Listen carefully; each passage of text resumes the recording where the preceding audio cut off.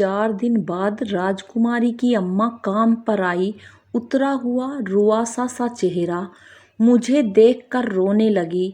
भाभी, क्रांतिया भाग गई। बड़ी कोशिश करी पर बा ने तो हमार खिलाफ बयान दे दियो।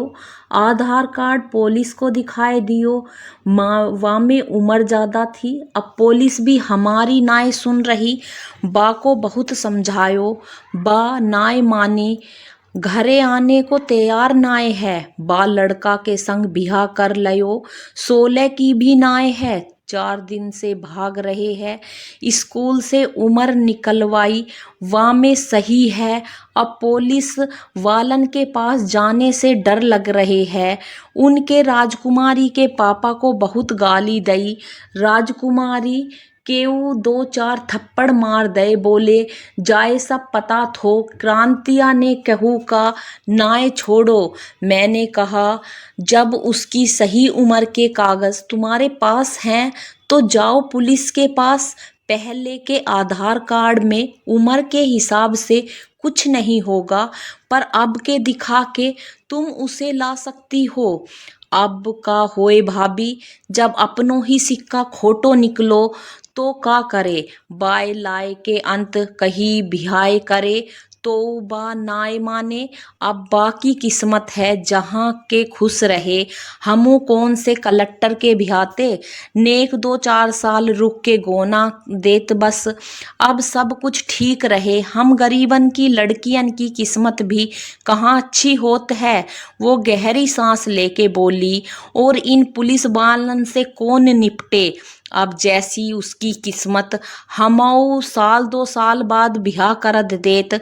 अब हम गरीबन की किस्मत तो शादी के बाद ही पता चलत है। इत्तो पैसा भी तो नाय है कि कोर्ट कचहरी करें।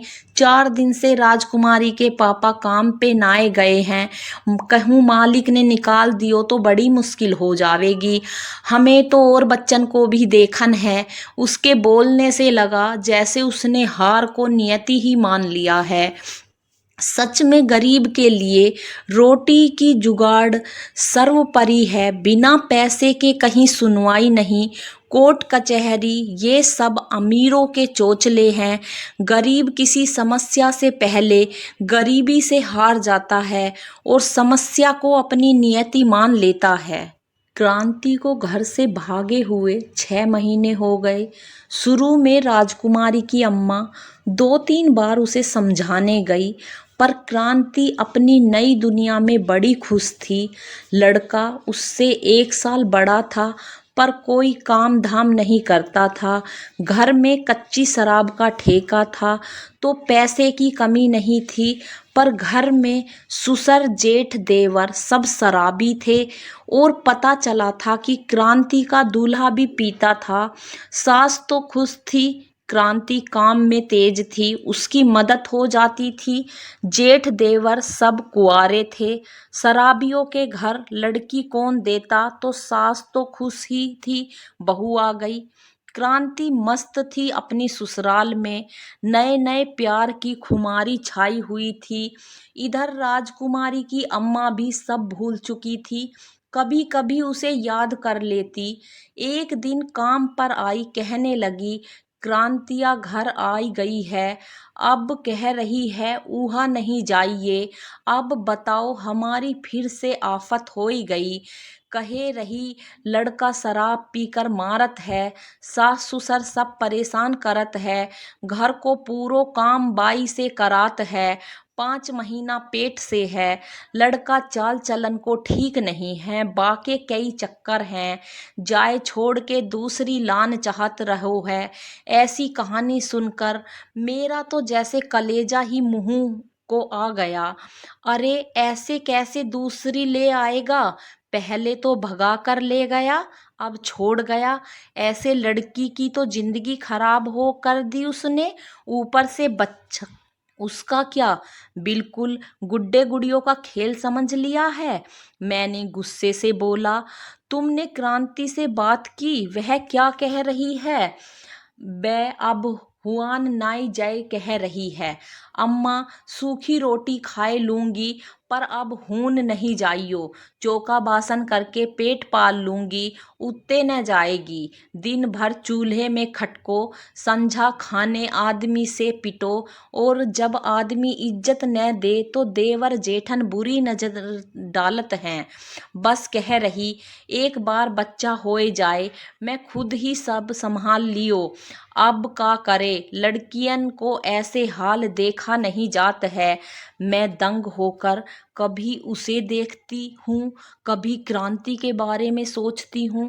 कैसी है इनकी जिंदगी, कभी इस करवट पर और कभी उस करवट पर ये लोग ये थपेड़ों के कितने आदी हो गए हैं और परिस्थितियों से समझौता करते जा रहे हैं। महीने बाद 3 दिन की छुट्टियों पर क्या गई राजकुमारी की अम्मा। सब आटे दाल का भाव याद आ गया मुझे। सुबह सुबह इतना काम, वो भी स्कूल के वर्किंग डे में, बड़ा मुश्किल हो जाता है। अब ऐसे में मना भी तो नहीं कर सकती। हाँ हाँ, क्रांति के कुछ होने को है। बेचारी कम उम्र में ऐसी मुश्किल में पड़ गई। ऐसे में हाँ, माँ ही साथ देती है। उसका पति जिसके लिए वो घर छोड़कर भागी, जब से गई है पूछने भी न आया, किसी और के चक्कर में है। और इस क्रांति ने उसके चक्कर में अपनी जिंदगी बर्बाद कर ली। चलो कल आएगी तो पूछूंगी क्या हुआ। अगली सुबह वो काम पर आई। मैंने पूछा क्या हुआ। बोली, लड़का भयो थो, बिल्कुल क्रांति की शकल थी बाकी। मतलब सब कुछ ठीक तो है। मैंने घबरा कर पूछा। बोली, हम गरीबन को तो सब कुछ सोचन पड़त है। अब जा उम्र में एक बच्चा के संग कौन क्रांतियों से ब्याह करत। बाके आदमी ने तो दूसरा ब्याह कर लियो और कह दियो कि क्रांति से बाने कोई ब्याह नहीं करो थो। अब अकेली लड़की इतनी लंबी जिंदगी कैसे कटिए।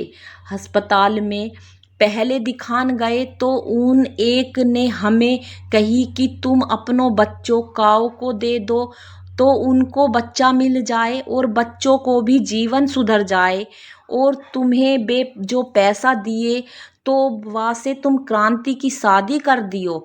अस्पताल को सब खर्चा उन्हीं लोगों ने करे। लड़की की खूब खिलाई पिलाई कराई। 3 महीना से खर्चा बेई कर रहे थे।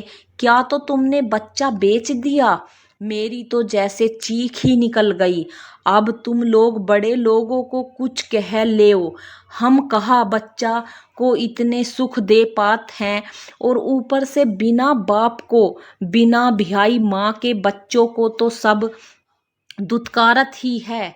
हमने खूब सोचो, फिर बे माँ की गोद में बच्चा दे दियो। कहते हुए वो फूट फूट कर रोने लगी। और क्रांति उसने दे दिया बच्चा। मैंने पूछा।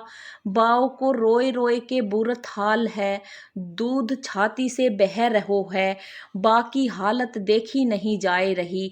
पर का करें, हम गरीबन के जीवन में दुख ही दुख है। कुछ कर्मन से कुछ भागन से, कहते कहते वो बिलख पड़ी। तो आज की कहानी यहीं पर ख़त्म होती है दोस्तों। आपको ये वीडियो अच्छी लगे तो चैनल को सब्सक्राइब करें और कमेंट करना ना भूलें। अपना सपोर्ट बनाए रखिए। धन्यवाद दोस्तों।